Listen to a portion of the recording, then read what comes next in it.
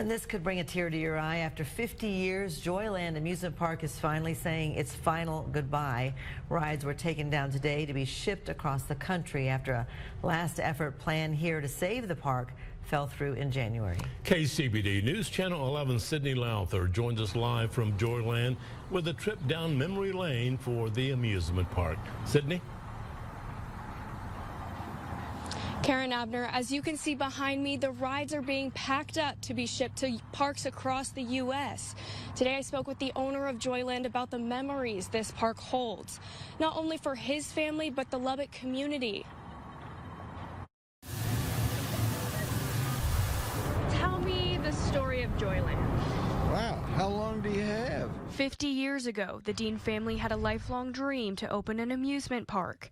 In 1973, the Dean family moved from Amarillo to Lubbock and made this dream a reality. There wasn't a whole lot around here. 13 rides, just barely a fence around here. We continue to grow through the years, small or slowly, but persistence paid off. Joyland grew from 13 to 30 rides and attractions over the years, but 50 years of fun couldn't exist without a roller coaster of ups and downs through floods, vandalism, and COVID. Since we were family owned, and there were many years we wondered if we were going to make it. Joyland made it half a century, but finally had to close its doors for good. On Tuesday, Joyland started packing up the fun.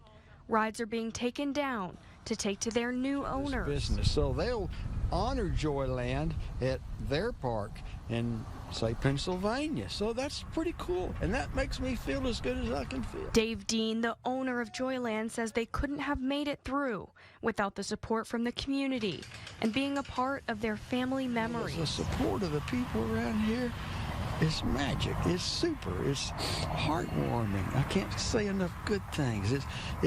It makes us go. It makes us go. Dave has a final message for those who spent years of their lives creating memories at Joyland. Thanks for the memories. The soul of Joyland will live on forever. And the love of Joyland Facebook will remain open to share the story of these rides across the country. Karen Abner.